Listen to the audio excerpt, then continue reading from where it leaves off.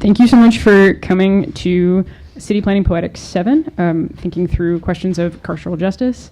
I'm Davy Knittle. I curate this series, which is a great joy and is something that's made possible by the work a lot of folks do at the Writers' House to make events like this one happen. So I wanted to take a minute to thank Al Filreis, the faculty director, to thank Jessica Lowenthal, who single-handedly makes the Writers' House a functional and necessary space for an enormous number of people in lots of different ways. And City Planning Poetics is my semesterly public opportunity to super thank Jessica. If you know Jessica, you know how much work she does and what a saint she is. Thank you to Allie Katz.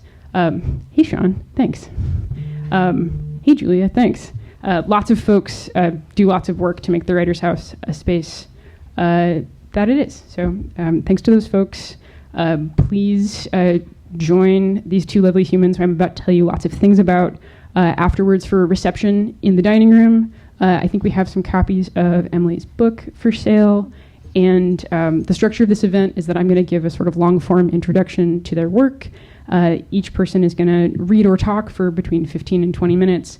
And then there'll be a Q&A in which you can ask anything that occurs to you, so please do so. Thanks for being here. Emily Abendroth's forthcoming project, Surveillance Pageant, opens with the epigraph, quote, "If surveillance describes that which watches from above, be it the state, the police, a financial institution, or a private data tracker, then surveillance describes that which watches from below, fixing an unflinching eye upon the nature of power and its mechanisms. To fix an unflinching eye requires a way of living that is itself a mode of attention.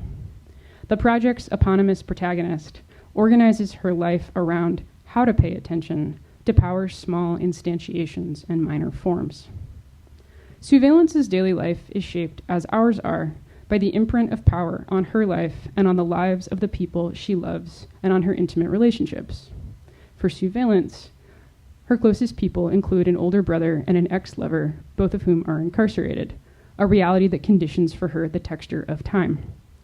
Abendroth writes, quote, "The other day, surveillance tried to describe with concision what the relegation of her brother's position to permanently imprisoned when she was barely 17 had meant to her own understanding of the patterns of time and the lines by which a calendar might either ossify or be thrown into riotous gyration.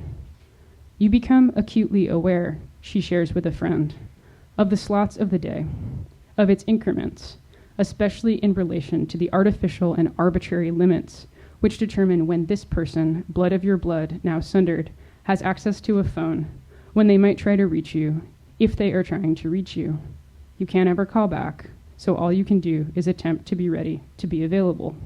And this makes you aware of things in an odd way that you wouldn't be otherwise. At 10:30 a.m., for instance, is it windy? Are your hands free? Could you pull over on a dime if necessary?"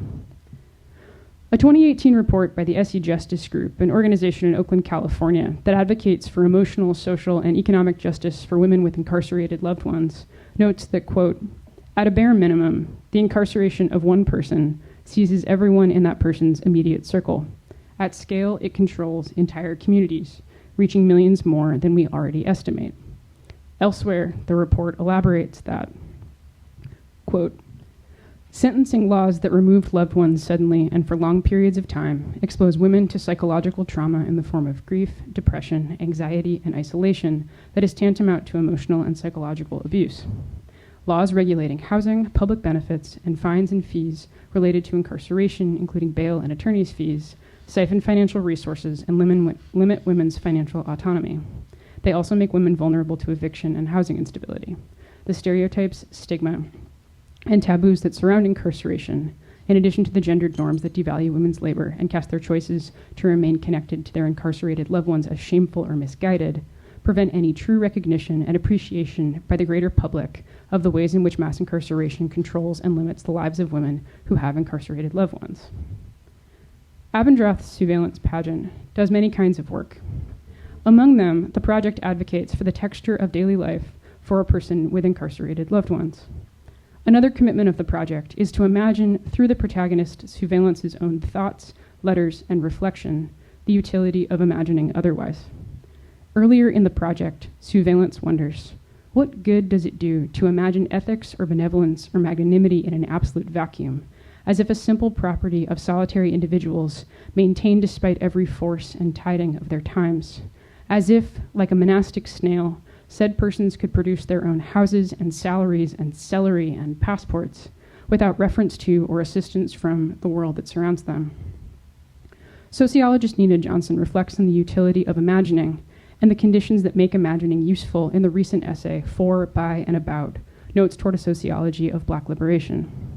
Johnson writes, quote, "It is the gap between what is known and what is unknown, what is and what ought to be, that most often creates space to imagine what could be." In their practice as writers, teachers, and activists, both Abendroth and Johnson draw connections between the text, the classroom, and the sites of activist practice as elements of a mutually informing project focused on anti-prison activism as a constitutive element of liberation.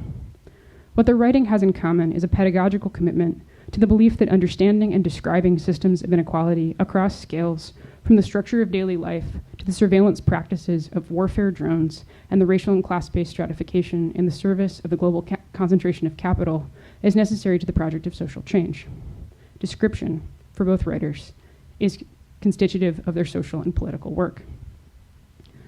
Later in the essay, Johnson writes of the teaching of sociologist Mary Patillo that, quote, "Students at an elite private institution can acquire critical knowledge of systems of inequality, and with that understanding, there exists a greater possibility of their willingness to recognize, name, and challenge inequality and oppression wherever they encounter it."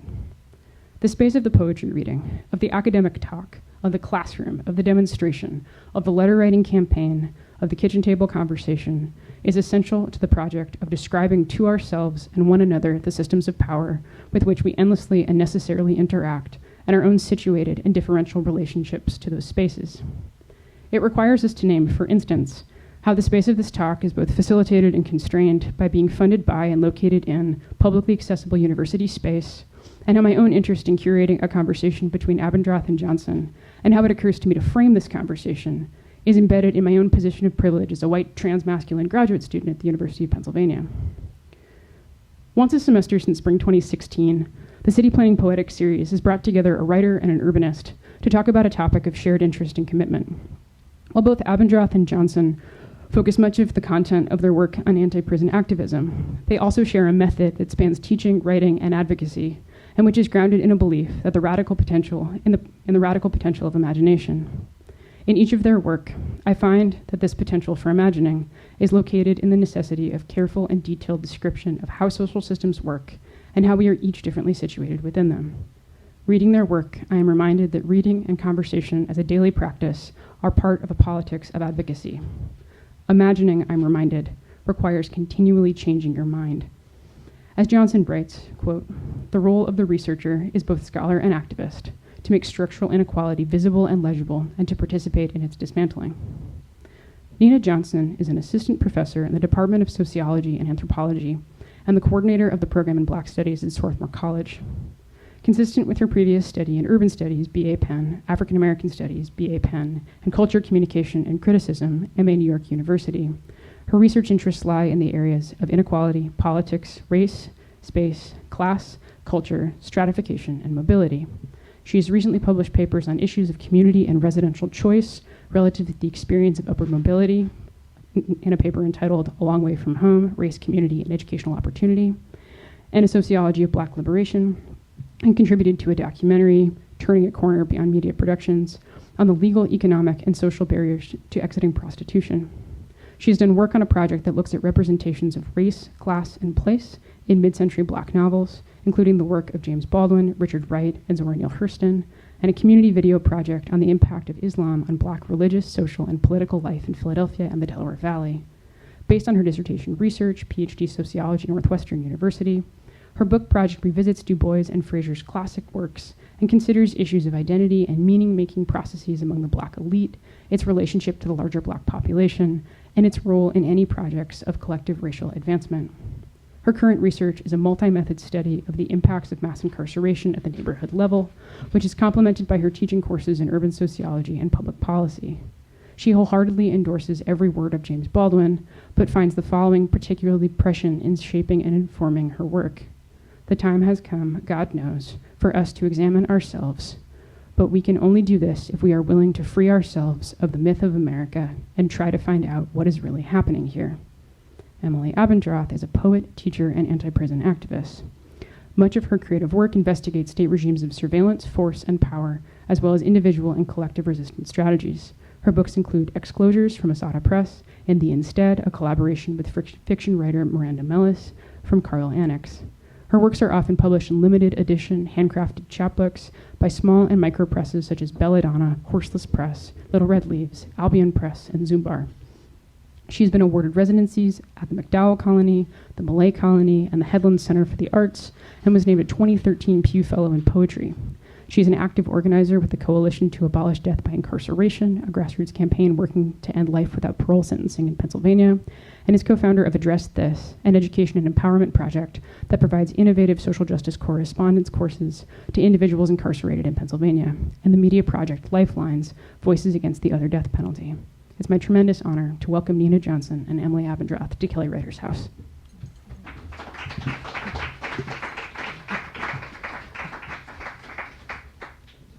Thanks, Davy. And thanks so much for inviting us to do this. I feel like probably, especially in my case, it's so rare that poetry gets to feel like part of the larger conversation. And so there's a real gift in, I think many of us think it has things to say that are of relevance there, but that is not always a widely shared belief. And I was specifically trying to kind of, from a prompt that you sort of gave, think about sort of where that realm of anti-prison activism and like an investment in poetry and poetics have had moments, still have, do have at every minute, but also where they've overlapped for me most strongly.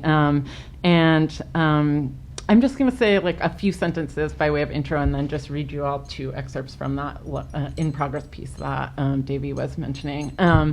When I was a really young aspiring poet at like 19 or 20, one of the first poems that I really fell in love with was George Oppen's Of Being Numerous, which I think a bunch of people in this room might know. And I came from a tiny, rural, like 600 people, lower working class community in upstate New York. And my exposure to poetry prior to that moment and my imagination about it, to the degree that it existed at all, was really narrow. And that long serial poem helped me think about how poetry could respond to and be a way of trying to understand what it meant to be in the world. As a kind of funny side note, I actually stole the cassette tape of Oppen reading it from the library and replaced it with Def Leppard's Pour Some Sugar on Me. So whoever was the poor person who's tried to check that out next was really bummed. Yeah. And then also in a classic kind of 20-year-old project, my final poetry project was to remix him reading that to a contemporary industrial noise band from 1995 in a way that I think Oppen would have been horrified by, but that I really felt was a testament to his ongoing relevance in that way. But one of the lines that really mattered to me was this, the very beginning line of, there are things we live among, and to see them is to know ourselves. And I think that one of the things in reading Nina's essay on the sociology of Black liberation was the sort of this emphasis on what it means to try to make visible the invisible structures that structure our lives, and to also, in ways that are sort of ripe with the ugliness and absolute sort of overwhelmingness of that ugliness, but that also carry sort of shocking capacity for love and for resilience in the midst of that. And also that actually really seeing them as no piece of cake. And that given all the techniques that capital and the state uses to make them less than visible, certainly in their roots and causes and solutions, even if their reverberations can be felt and sort of seen everywhere. And so in this way, I think I was drawn to poetry for some of the same reasons that Nina, in that essay, names for her turn to sociology. So this one passage that really struck me from that essay of yours was this one that says, "The hope is that in the long term, our work to make the social world legible, to make the invisible visible and known, can, when applied, eliminate the social structures that produce human suffering, and in the short term, to help alleviate that suffering." And later that she sort of says in another time in a slightly different way that, like, not only to make inequality visible and legible, but to participate in its dismantling. And I guess I also want to say that, just again as a tiny moment of intro, is that I feel acutely aware of how my own participation in the anti-prison movement across the past 15 plus years, and most specifically the immeasurable gift of the other people with whom I've gotten to participate in that, has profoundly deepened my own ability, but also courage to see the things we live amongst, and to see the carceral state not just as a physical location that holds some people, and actually a huge number of people, under the severest of conditions, but also as a pervasive orientation of punishment over healing, of revenge over justice, of debilitation and constraint over empowerment, and of isolation over solidarity. And I also think my participation in that movement has allowed me and others to, on the flip side, imagine freedom as something more than just stepping from one side of the bars to the other, and as something much deeper than that. So the piece from which I'm about to read to you, two different excerpts, so they're going to leap across, is, as Davy said, called Surveillance Pageant. And Surveillance Pageant is both the name of the text as a whole and the name of the primary character. And it really was trying to think in an enlarged sense about those visibilities that Audre Lorde would say that we can't live without, that we actually can't survive without being seen in some of these ways, but also those kinds of visibilities that we can't live with, that are sort of unsurvivable in their pressures and constraints. And these, I'm just going to jump into it, and it's just a few pieces from the text. I chose this first excerpt because it both speaks of sociology and gestures to the University of Pennsylvania. So, in a certain kind of way. So here it goes. Surveillance Pageant deposits, Surveillance Pageant has a partner, a girlfriend, whose name is Norden Bombsight, often shortened to Nordy. Surveillance Pageant deposits her letter to Nordy onto the counter next to the toaster and returns to her bedroom. She's ready to sleep, but she cannot. She idly picks up Righteous Dope Fiend from the end table. She'd been required to purchase the hefty paperback many years past for an undergraduate sociology course and had returned to it recently, remembering its author Philippe Bourgois' insistence that in many ways the contemporary experience of consistent, quote, systematic surveillance is a class privilege, end quote, whereas elsewhere and for everyone else the phenomenon is encountered more as a dragnet, an unfettered barrage of gaudy but arbitrary enforcement. Sweeping its intermittent tracks across the grit-waxed city streets, taking indiscreet tracking shots of auto lots and shoddy half-scrapers, targeting huge swaths of people via spontaneous displays of deeply ingrained historical prejudice, running at a clip with present tense political gainsaying, saying little but capturing much, whatever its eye touches, really.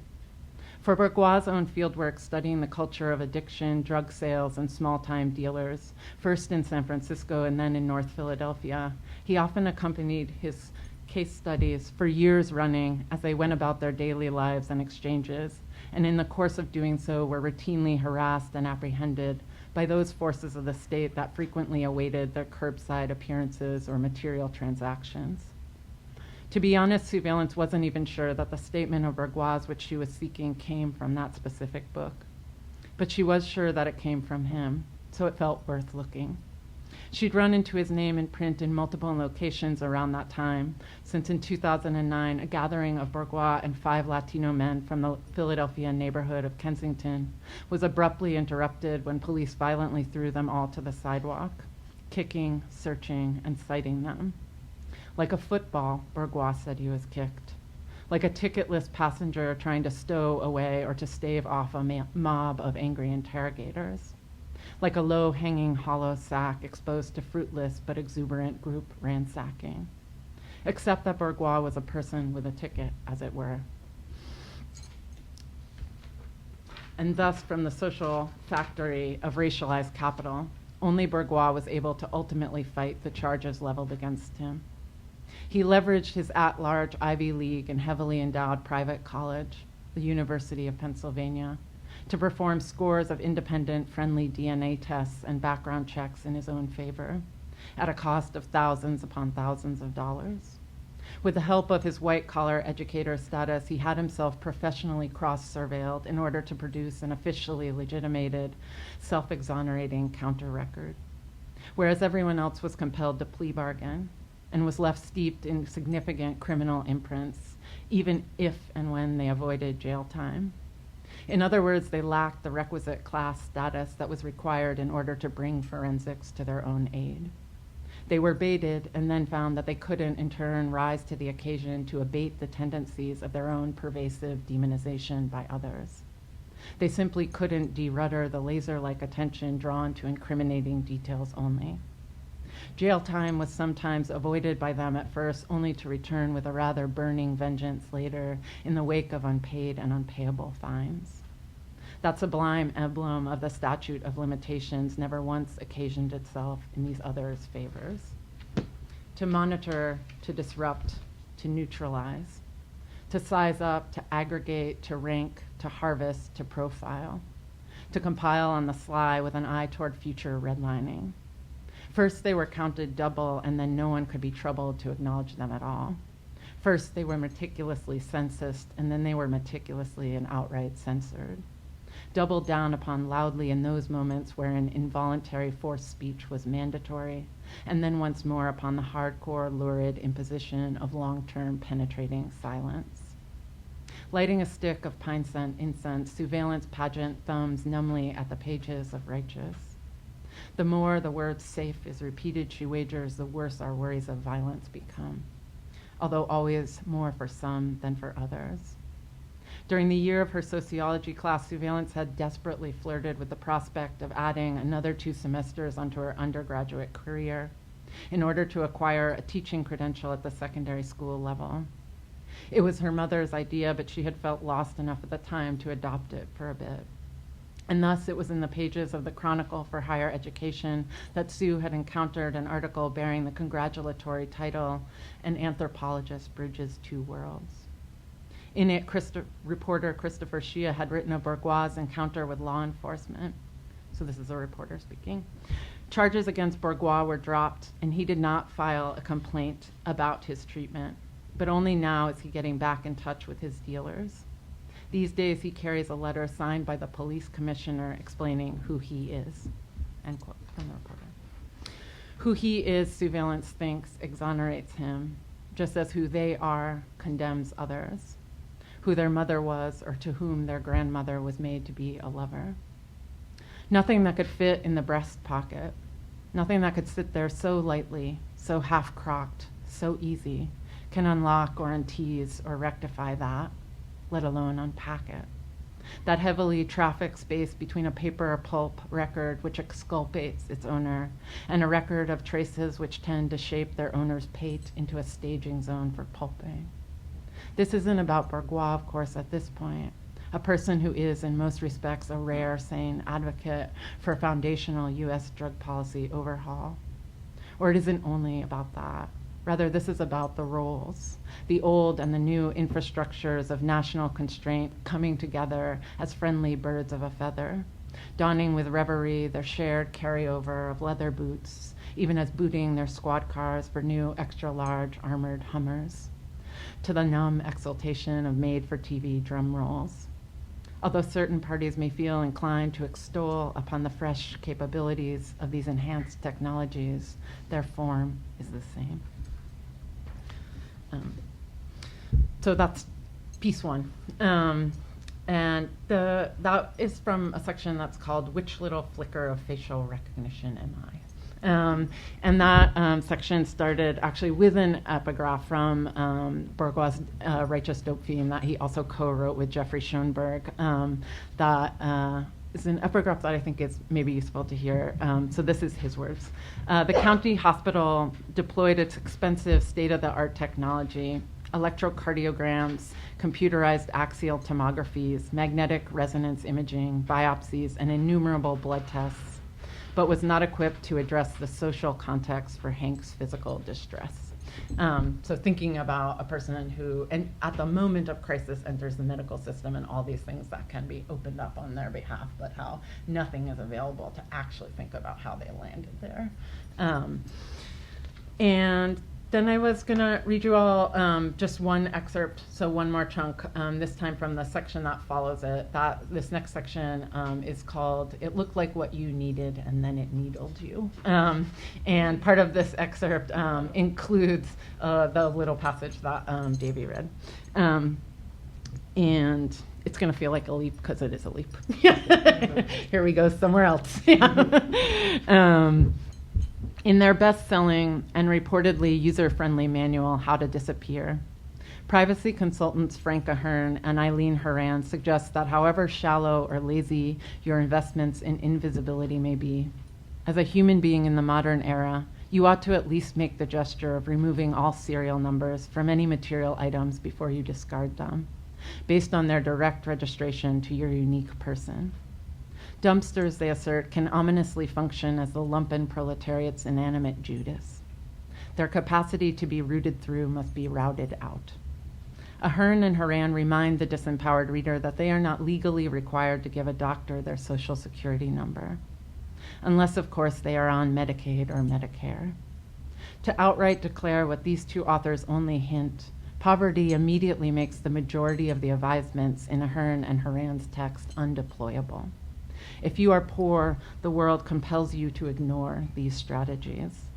You must squarely face the fact that your material lack has already become your track record, a personal rack of tacit statistics that you will be forced first to list and then to verify over and over again in one unfriendly context after another. Remember that simply riding the public bus system places you on the cusp of relinquishing all your rights to due process, as well as any prospects of escaping or declining a shakedown. Your reduced fare family care card doubles as a symbolic narrator of unspoken prior consent, i.e., survivability pending. It looked like what you needed and then it needled you. The poet Jackie Wang puts it this way. So this line is her words. Not having shoes makes my feet a problem, end quote. Not having a license makes my driving a problem. Not having an apartment makes my sleeping a problem. Not having maternity leave makes my fecundity a problem. Not having citizenship makes my growing ovarian cyst a nightmare. As Wang herself continues warily, so this is Wang again, the problem with having a problem is that you become your problem. The problem with becoming your problem is that it produces an additional problem, the binding of the self to the problem.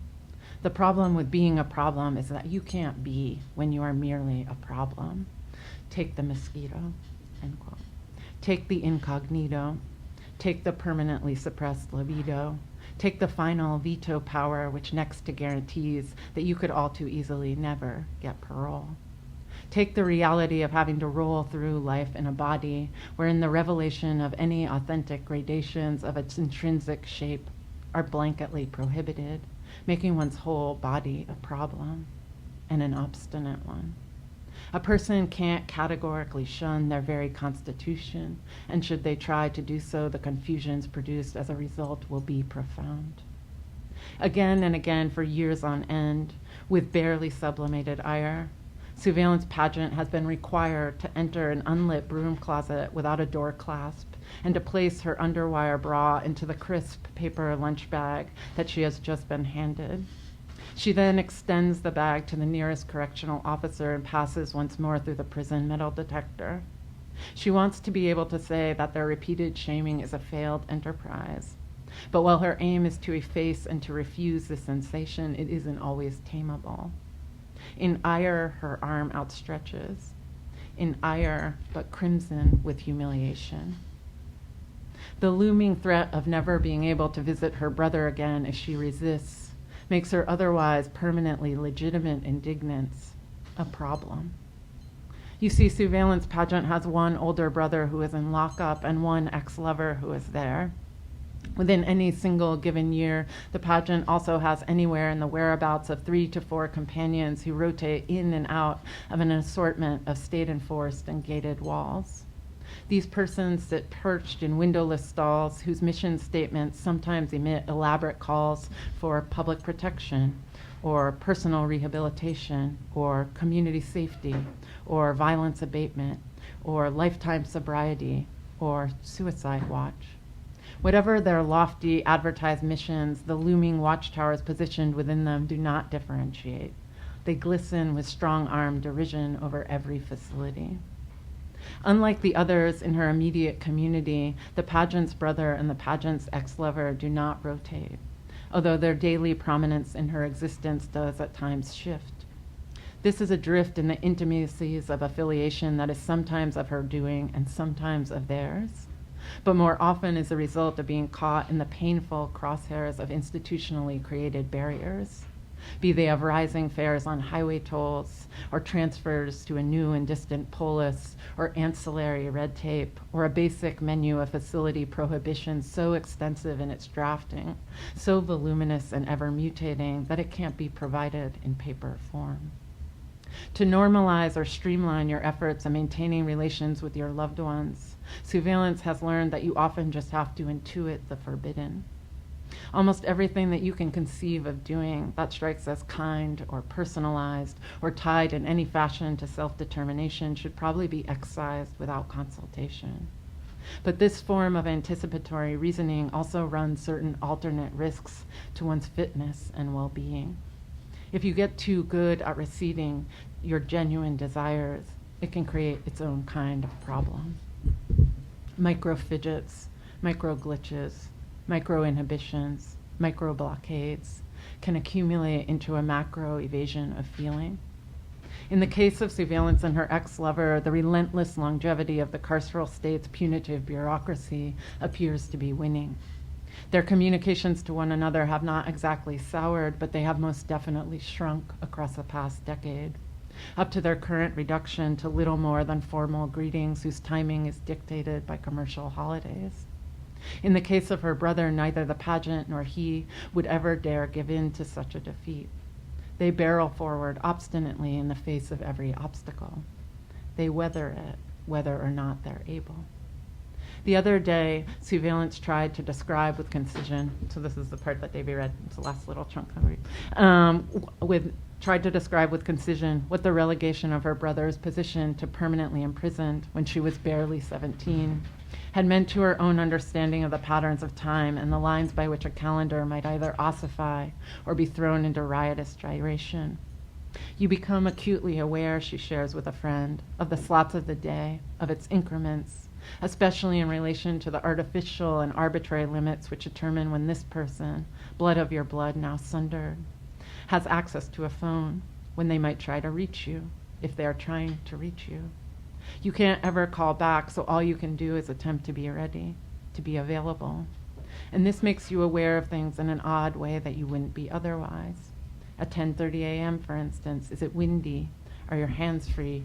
Could you pull over on a dime if necessary? At 2:25 p.m., while attending an undergraduate seminar on the obsessive hygiene rituals of Victorian-era germaphobes at your university, you look about somewhat harried. Are you seated near a door? Is the speaker pausing? Could you dash away to engage elsewhere without being noticed or verified as doing so? Or at least without causing an unforgivable or grade-altering level of disruption? In the understanding of one place is always the attempt to be in contact with another. A double occupancy carved of single quarters. A distortion, yes, but not a falsity. You carry someone in your head, surveillance testifies, that causes your eyes to dart nervously, causes your appendages to pause at the onset of known counts or meal times, even though you're not being counted. You're not having a meal then. You're not headed to or prevented from attending yard. This schematic that you've absurdly adapted to isn't imaginary. This person isn't figurative. They're as real can be. At least they're trying to be. But they can't be with you. Really, I mean it, they can't. The state won't allow it, ever. This is a severance of not just meddlesome, but schizophrenic proportions. The micro-derisions, the micro-subdivisions of permitted linens and permitted attire, the intimate micro-realty of the organs themselves, the microvascular trespasses, the macro-collapse. It happens like that sometimes. The small runs large, the free runs up charges, the hidden guns for visibility. I'll stop there.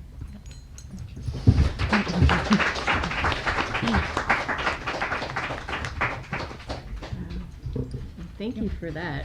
Thank you, Davy. I should have gone first. Now I'm regretting my choice. That's amazing. I was so into it. I love being read to, so I almost wanted to close my eyes and just go there.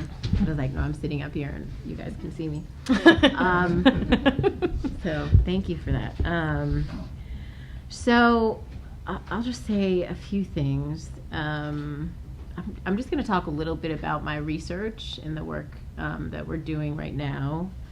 I say we because there's a bunch of people that are doing it with me that I'm so not doing anything alone. So let me just say that first.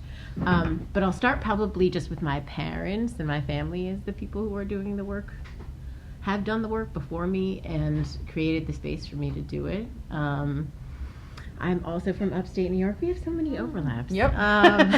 Also from upstate New York. But my parents moved to upstate New York from Mississippi. And so that has informs a lot of what I do. My mom's family in particular has land in Mississippi that has been defended in many different kinds of ways over many generations. And so part of, I think, what's always sort of sitting here is this picture of my great-great-grandmother with a shotgun in front of the house after her husband had died and she had sons and just had to sit there all night to take care of the land and to keep it. And so this feels like, much like the work that we're still doing, both as a family and as a community and as a population of people. And so I feel like that's here with me as I'm talking through the work that we're doing now. What informs my work? So the piece that Davy read from is just some thoughts on a sociology of Black liberation, really thinking through what our goals are as scholars and how we do our work and what is the sort of texture of the work that we do. So Black liberation is a huge part, for me at least, of my training intellectually, from my family, not from the University of Pennsylvania, or from graduate school. But really being trained politically and how to think about how we move from what is to what ought to be, how we imagine our freedom and how we work together to achieve it. And so for me, that I thought you were about to give a scathing critique of sociology. I'm like, yes, go for it. I was so excited, but you were very kind. But we could give a scathing critique of sociology, and I, as a sociologist, I fully co-sign.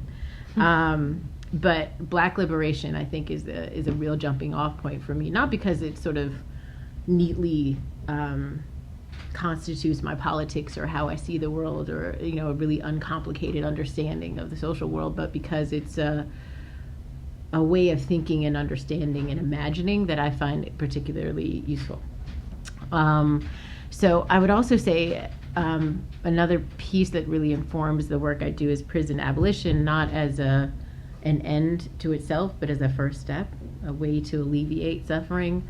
Because I think one of the things that for those of us who do anti-prison activism, is that we have started to see our short-term goal as the long-term goal, because the problem of prisons is not a problem of institutionalization or the buildings or any of that. It is about hierarchy and social order, and this is but one manifestation of that. And I think we're too short-sighted. We often think if we can just bring everybody home, we'll get it done, and people are in there because of what's at home, and not because of a community being a bad place, but because of lack of opportunities and all kinds of ways in which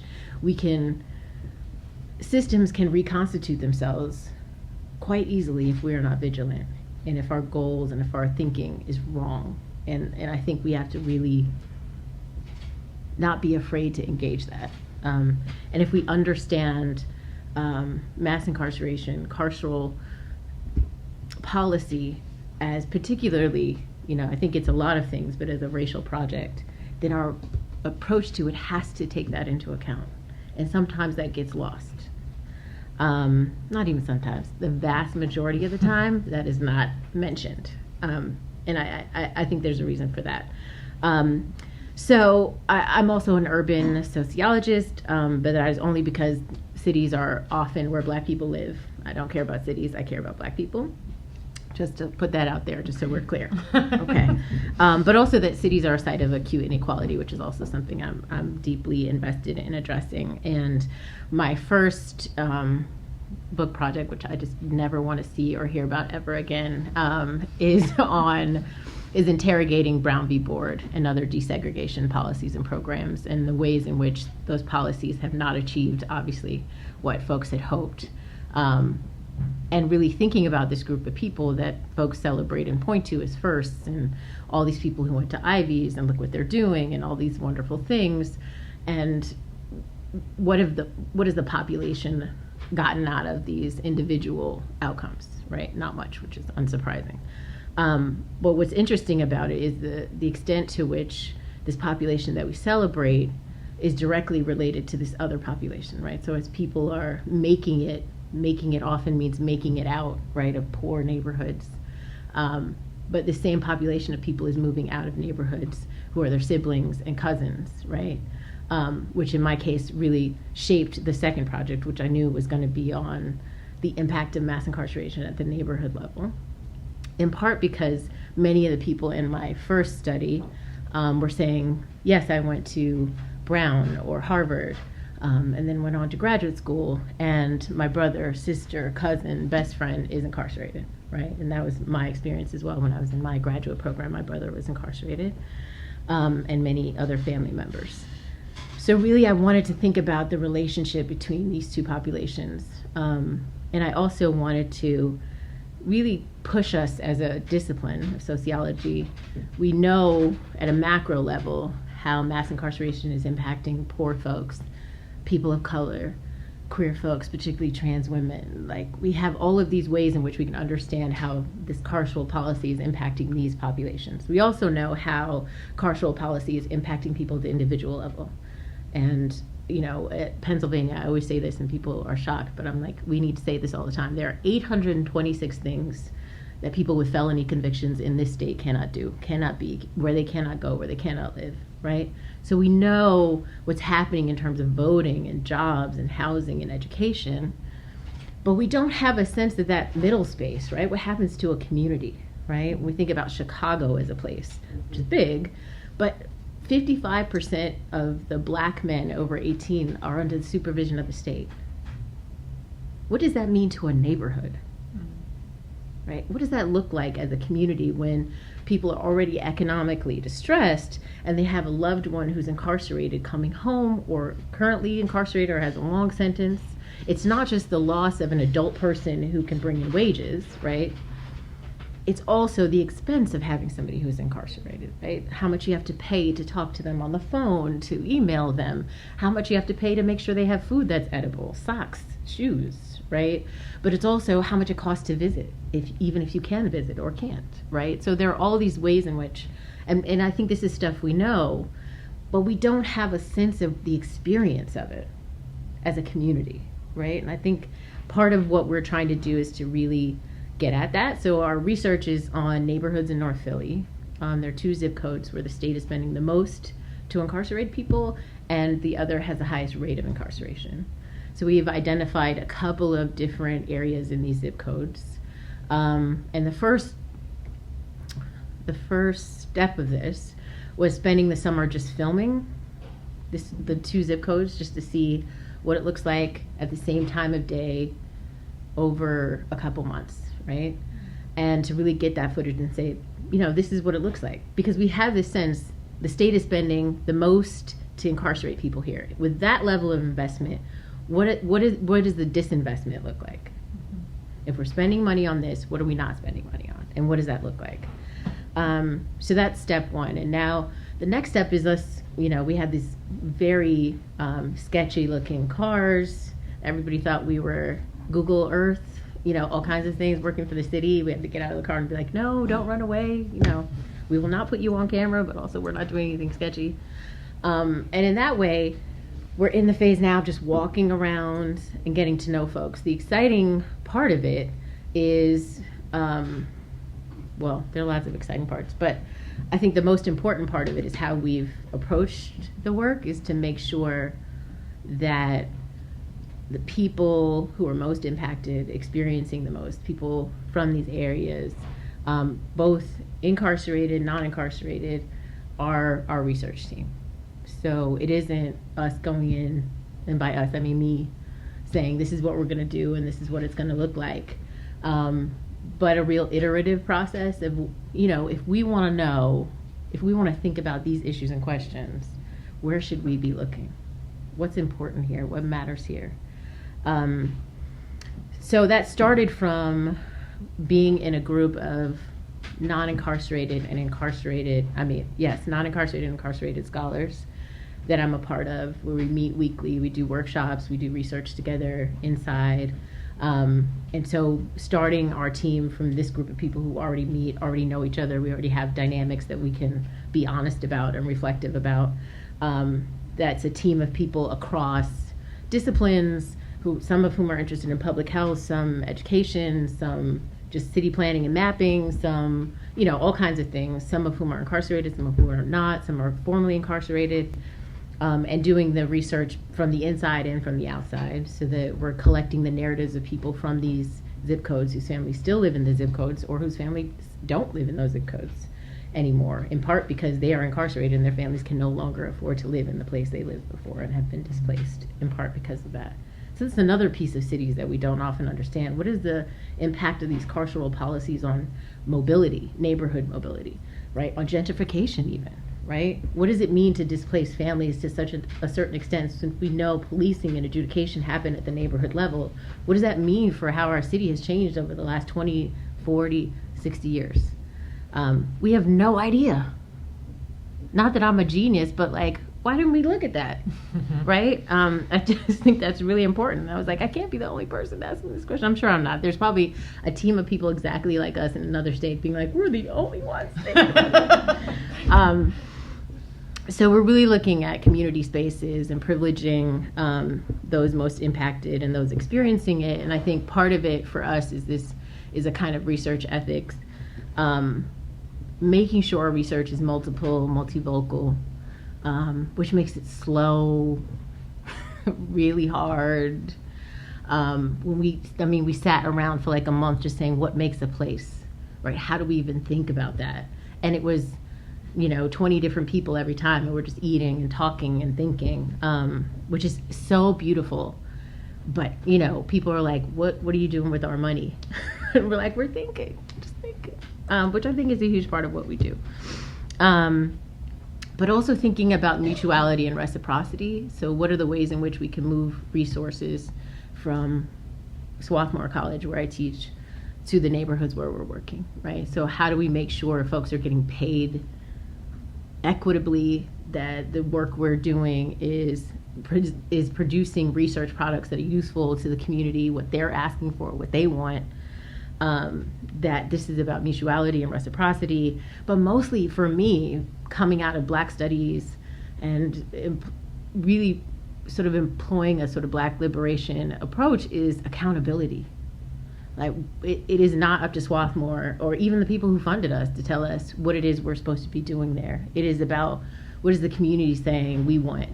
And the community is a bunch of different people, right? So that can vary on a different day. We want this, they want that, So it's a lot of juggling and navigation and trust building, and disagreeing and, all kinds of things. And so I don't mean to say we have this research utopia where it's all going super well all the time. And I think the difficulty is what we thrive in, only because we have learned to live in the cracks. And I think that's the biggest piece of all this is, working with and being in community and family with people who are incarcerated and people who are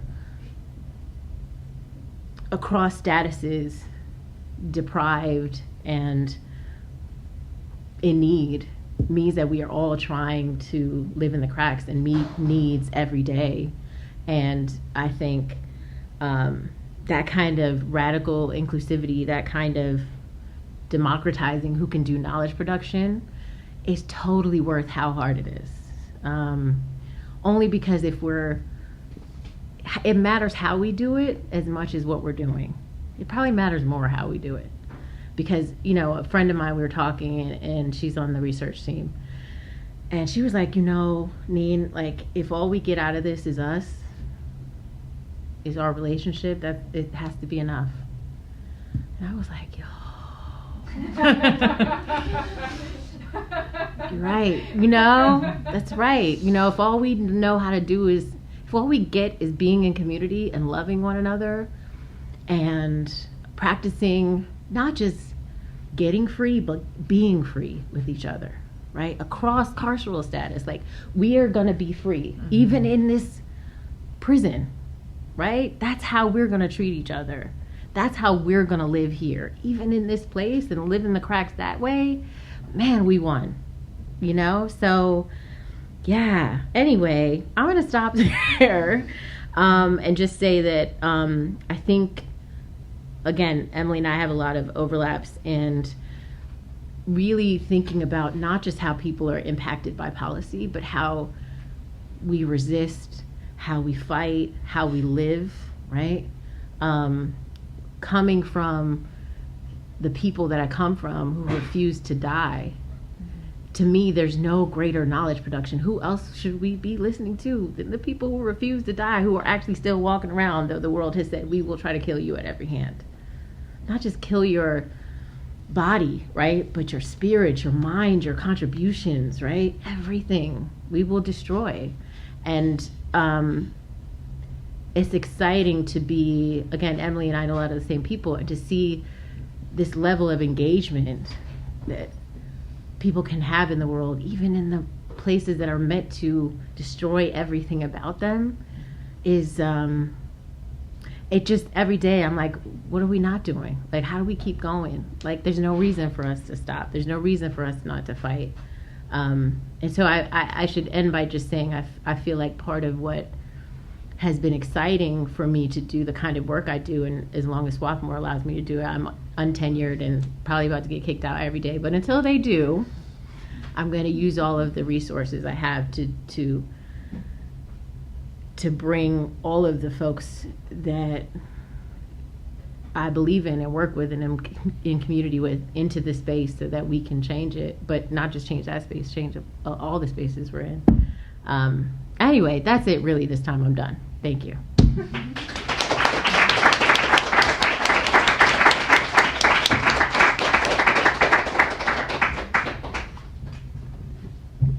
Thank you both so much. We have lots of time for questions, and I think there's a microphone floating around. It's there.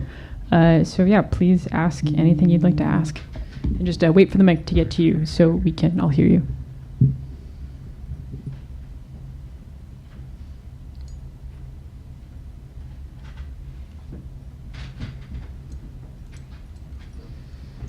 I just have a quick specific question. What are the zip codes for that you're looking into mostly? I live in Kensington, so yeah. So part of our great fear, but also excitement, is that the zip codes will change while we're still doing this, right? which could happen at any moment, and then we'll just have to add another site and more people, and then it'll just take 30 years or something for us to finish this. But 19124 is where the state is spending the most, and the highest rate of incarceration is 19133.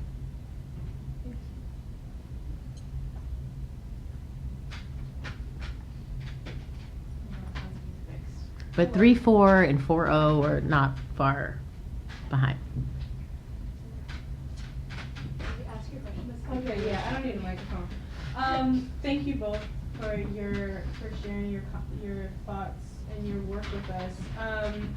I have maybe two kind of things that I want to say. One is that I am hearing that I was thinking about, Emily, when you said that your move to poetry sort of mirrored the move to sociology, and thinking about those being sort of similar moves and trying to figure out what was similar. And when you were talking about wrestling with the question of what makes a place, it seems like both of you are trying to populate some narratives that sort of escape the containment of statistics, and share some sort of other elements of the story. And that's how we move from the individual that's incarcerated to the whole community that's affected. So I guess I want to maybe give you the opportunity to riff a little bit more on this idea of what escapes containment when we're kind of talking about carceral justice. And then another question or invitation that I have, thank you, is about how we sort of differentiate between experiences of being incarcerated. So what it means to imagine incarceration in a maximum security prison that has extremely limited visiting, once a month, and you have to have an application and so on and so forth, versus minimum security prisons where you can bring food and hug and sit at the table and go on the basketball court together. How do we sort of add some texture to the ways that we imagine who and how people are experiencing incarceration? Or how have y'all seen this done in your work or in practices that you're involved in? That was a lot, I know. It was, but so good. So I'm struck by what kind of falls out. I feel like in sociology as a discipline, the vast majority of particularly Black social political life falls out. It is almost always about how people are slotted into different places in society, and not necessarily even how they experience that, or how they respond to it or react to it. It's just that they are. And so much of how people live is left out of that. So often when I remember one of the first times I was teaching, a student said, how can I read sociology and be okay with where I come from? And this was a student who had come from New York and was Afro-Latina, and I was just like, man, stop. Like, we need to, and I believe she said, like, not hate where I came from. And I was just like, oh, no. We're doing this wrong. And trying to make structure visible is such a project, because the whole of our socialization is to say these things don't exist, that people end up where they end up based on their own set of choices, or if there's any group explanation, it's bad culture, here's their preferences, they reject education, they have this cool pose, and that's sociology. All of that is sociology. And I think the challenge is when we're making structure visible, to say there are these ways in which our society, by its policies, by its social practice, right, structures how and where we live, and we can predict these things quite easily. We miss all the ways in which people do live in the cracks.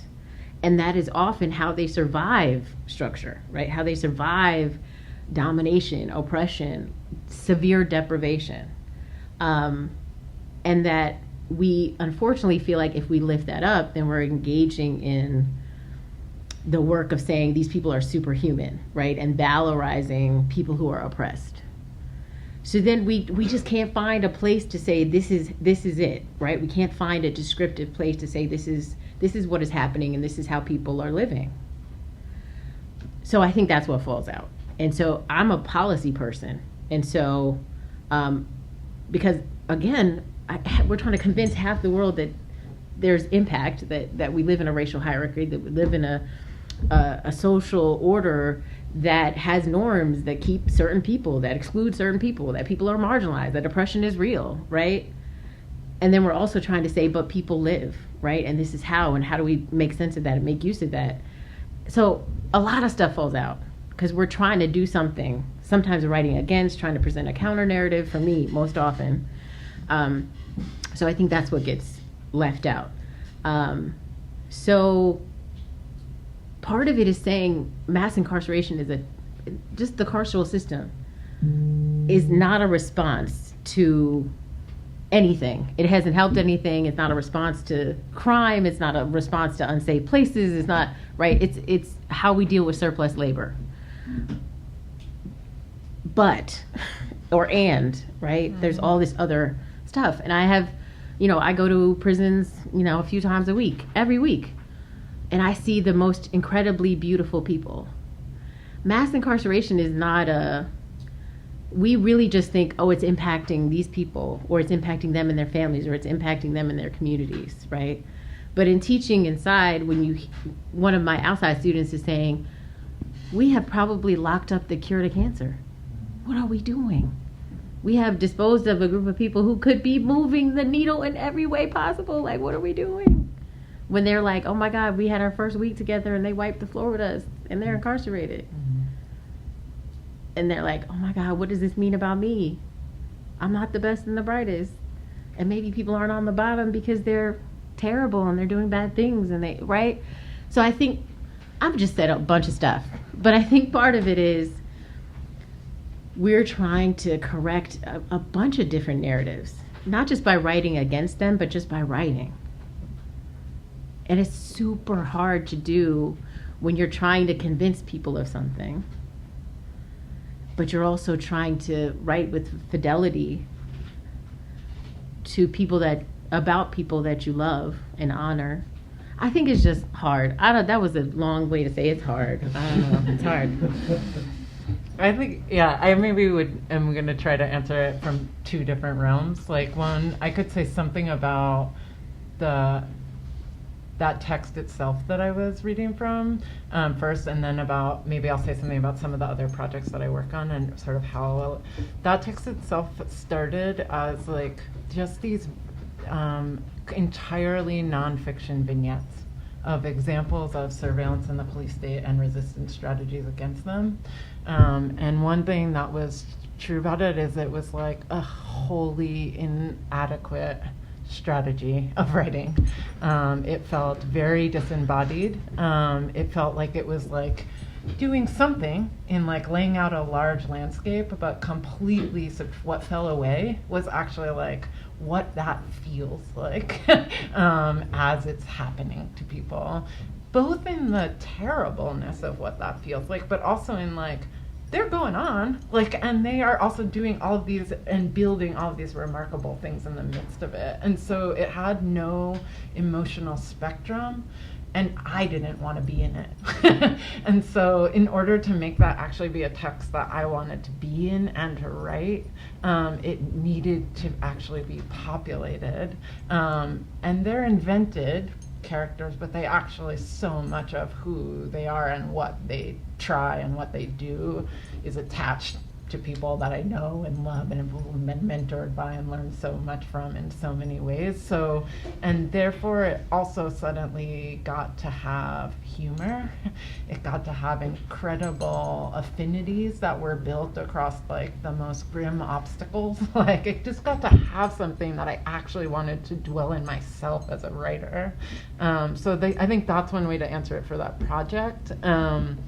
I think for the other stuff, it echoes a bunch of things that Nina is saying, which is that a few of the things that Davy said at the very beginning, like that project addressed this, just to speak to the other part of your question, actually formed in the face of a failure for those of us on the outside to recognize all the incredibly different layers of what the experience of incarceration might feel like. And so that actually an early incarnation of that project was trying to support folks who on the inside who we knew were these incredible peer mentors, peer educators, et cetera, and who were like leading these various kinds of education circles, et cetera. And it ran under Books Through Bars. Books Through Bars is this very scrappy.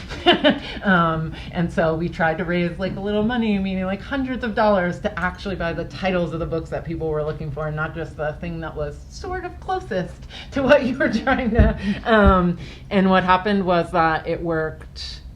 I'm not going to say it worked really. It worked decently for folks who were in minimum and medium security facilities, and it completely failed to imagine all of the additional obstacles and conditions that folks in max security and the solitary housing units were facing. And one of the people who proposed a class for that very early incarnation that was not yet Address This was someone with whom I ended up like forming Address This, Robert Saleem Holbrook, who was in Green, a max security facility at that time, and was trying to did create a curriculum but couldn't implement a curriculum around hip hop as an activism strategy for some of the younger black male prisoners there as a kind of empowerment tool, but ended up sort of writing a letter that like the model you're imagining I actually can't fulfill. And so then he and I actually did like a year-long correspondence to kind of be like, well, what is a model that doesn't, like every other thing in the prison system, exclude those who are in max or solitary? Like, what could we do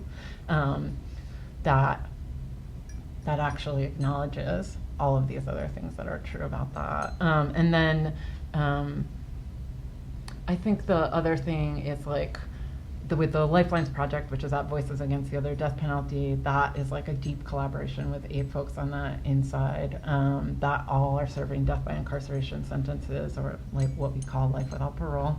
And that was really about recognizing how much knowledge we're losing in a very similar way to what Nina's saying by like not having these voices out here amongst us. And how do we think, I think maybe only in leftist communities, but in leftist communities we have the phrase of like, these people are also mothers, nieces, cousins, fathers, etc. But we often aren't also saying these people are freedom fighters, these people are incredible intellectuals, these people have the vision and the analysis we need to actually understand this, because they have been thinking about it for years in ways that we have completely failed to.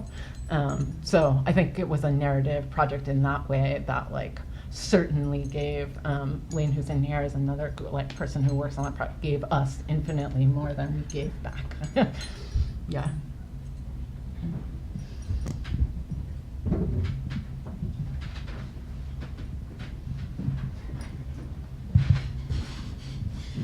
Thanks. Thank you both so much for your incredible work, process, and everything. And I had like a super quick plug and also a question. The one plug is that there's some amazing folks in 19133 at the Village of Arts and Humanities, including the Reentry Think Tank that we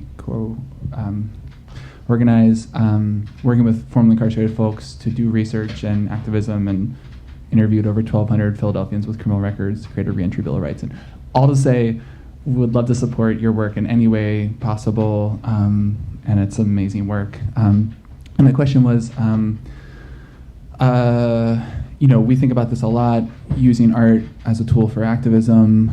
How do we get out of, whether it's through sociology or poetry or art, which traditionally are in self-selecting spaces, or are consumed or engaged in self-selecting spaces? How are you all connecting your research or work to people who need to hear them most? Because I love how you talked about, like, if all we're doing is building community, that's a win, that's amazing, and we feel that every day in our work. But also, what's our responsibility as vessels or vehicles or megaphones for folks' voices, to really reach the people who need to hear them most? That's my question. Yeah, I'm always struck by when we say people who need to hear it most. Who are those people? But I'm like, is that everybody? Everybody? Okay. So I should say yes. First, so do you know, I'm sure you know Mike O'Brien. Of course, everybody knows Mike O'Brien. So I have a meeting with the village as a whole in a couple of weeks, and I'm excited. We've been talking for a while about just how to bring some of our folks over and see what we can do and partner. So thank you for that. Now I know even more, so I'm excited. Thank you. So the other part of what we do is, you know, I think everybody talks about public-facing scholarship at this point, some of our funding comes from people who want to see public-facing scholarship. So it'll be a website, it'll be, you know, it'll come in a bunch of different forms. The filming helps us a lot because we can put pieces of it up and have people really think through things in terms of using media that people can be excited about, so people can read it, you know, quote unquote, across a bunch of different media. Yeah. Anyway, so we'll do that. But I guess for me, one of the things I'm most interested in is thinking about, particularly the currently incarcerated scholars that are a part of our research team, getting their work out, and not just in, you know, Marshall Project or, you know, the sort of usual suspects, but one, to get it in peer-reviewed journals, which is not something I'm in any way at all invested in, but that matters in a certain kind of way. So it's both doing the public-facing work where it can be accessible to a lot of different communities, stakeholders, et cetera, in lots of different ways, but also for us to really push the academy in terms of who can do knowledge production. I think that really matters as well. And to say not only who can and should do it, who does it even better, and what, right? And then how much are they getting paid for it? All of that really, really matters to me. So it's sort of always a both and in terms of one, who needs to hear it, how we do it, where we put it. And to me, it's like, can we put it everywhere? You know, can we get everywhere? You know, and the challenge for us as a team is that, you know, half of us can't be on social media. The other half of us don't want to be on social media.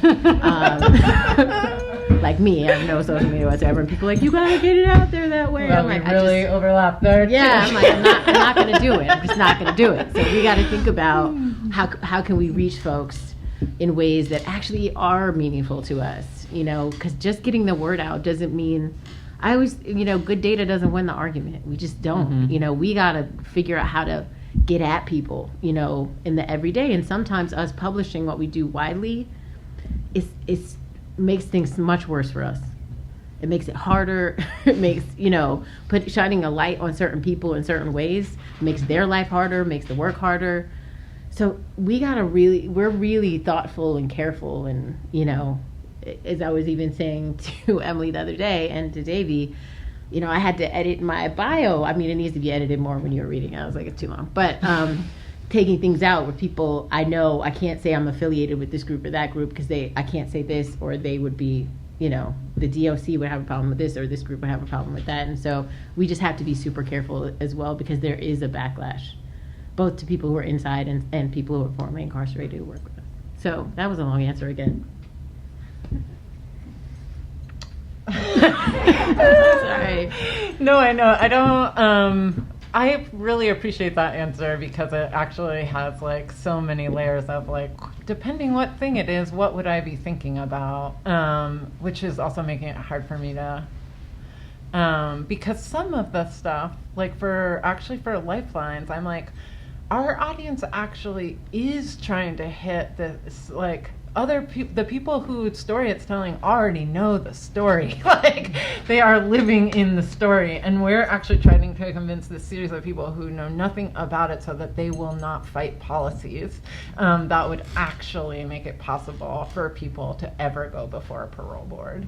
And the people who are fighting those policies are actually not the families of the folks who are incarcerated. They're not the community of the folks that are incarcerated. So, like, actually when we are when that show, art exhibit, is in a largely all-white art space, I don't actually feel terrible. I'm like, God, can you do something differently? Like that you are actually the folks who are in favor of hyper incarceration, that like those least impacted by violence are like the most likely to want the strictest kind of repercussions in response to violent crime. So for a thing like that, I'm actually like, no, actually, we're trying to get it in those spaces to a certain degree, because that, however, similar to something that Nina's saying, like we do a lot of work to make sure like we also then send all those publications to family members, not because the story is going to be new to them, but because they're going to have something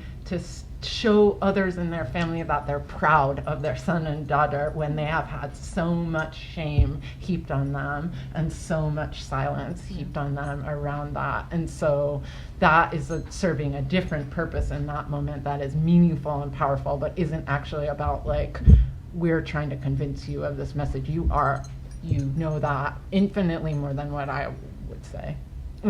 So yeah, I think it's like depends on what the thing is and where. Yeah.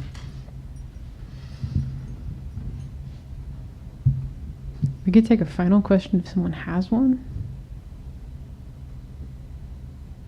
But maybe we're good. Thank you both so much. Please join me in thanking Nina and Emily.